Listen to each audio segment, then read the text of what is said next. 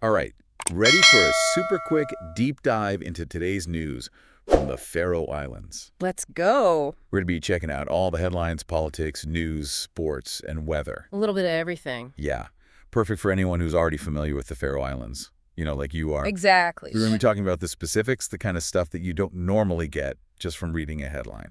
Hmm. So, Nice. to kick things off, Yeah. let's talk politics and the economy. And, the big news just dropped.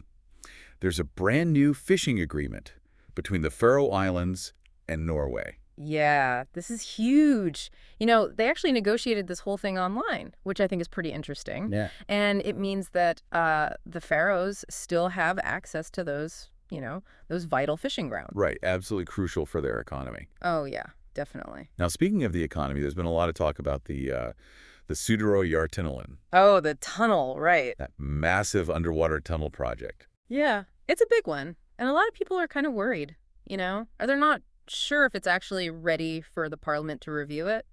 And if the money situation's all squared away. Yeah, understandable. I mean, this is a major infrastructure project. It's going to have a huge impact down the line. Long-term implications, for sure. Yeah.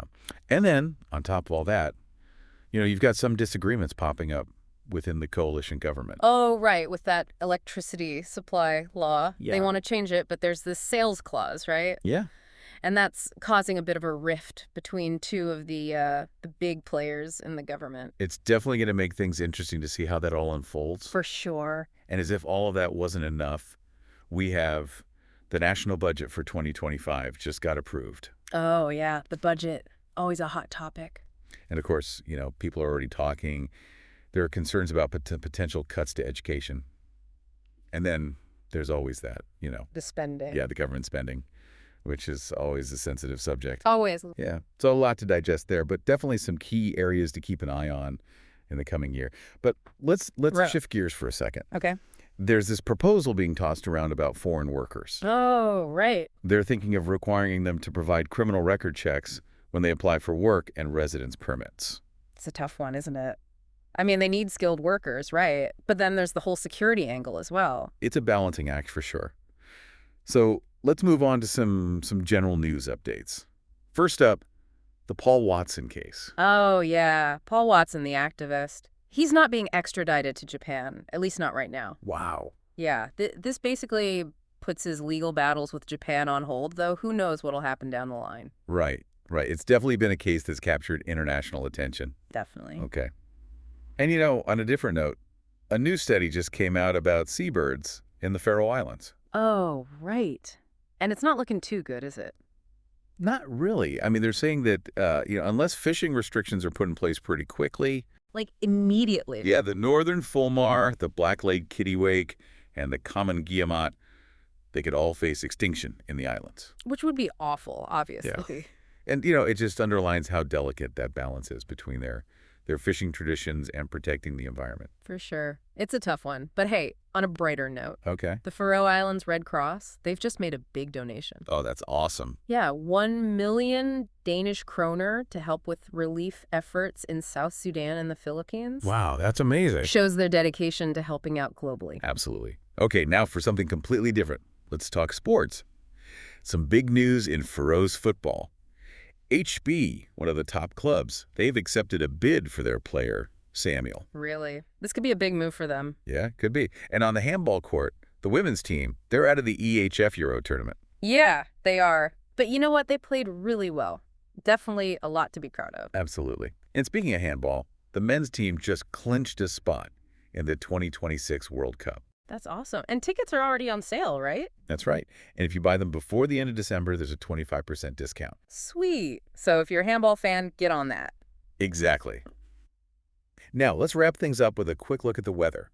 What can we expect for the next week? Well, it's going to be a bit rough. Strong winds, some rain, or maybe even snow. Typical Faroe Islands winter weather. Pretty much. But hey, that's part of the charm, right? So much going on in the Faroe Islands right now. It really is. A lot to keep track of. Why don't we take a second and circle back to some of the biggest stories we've talked about today? Yeah, good idea. I think the one that's really got everyone buzzing is that news about the potential cuts to the education budget. That could have a major impact on the islands long term. Definitely. And, On the environment side of things, you've got that study about the seabirds, maybe facing extinction. That's a pretty sobering thought. Yeah, really drives home the challenges they're up against. And for me, honestly, I was really struck by that Red Cross donation.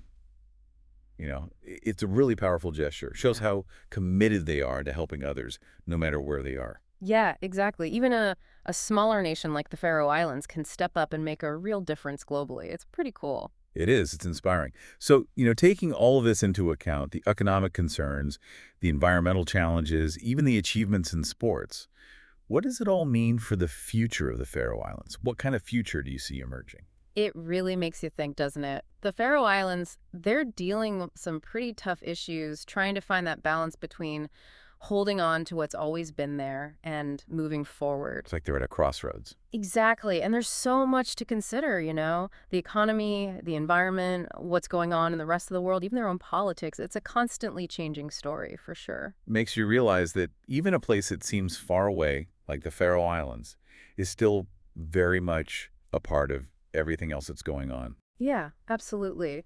What happens there affects more than just the islands themselves, and I think that's what makes it so interesting to follow what's happening there. Well said. I mean, we've covered a lot today, haven't we? From those fishing agreements all the way to handball. Yeah, we really went deep, didn't we, into what life is like in the Faroe Islands. For sure. We talked about politics, the economy, the environment, and even that competitive spirit you see in their sports. And hopefully, anyone listening to this has gotten a better sense of what a unique and complex place it is. Yeah, I hope so too.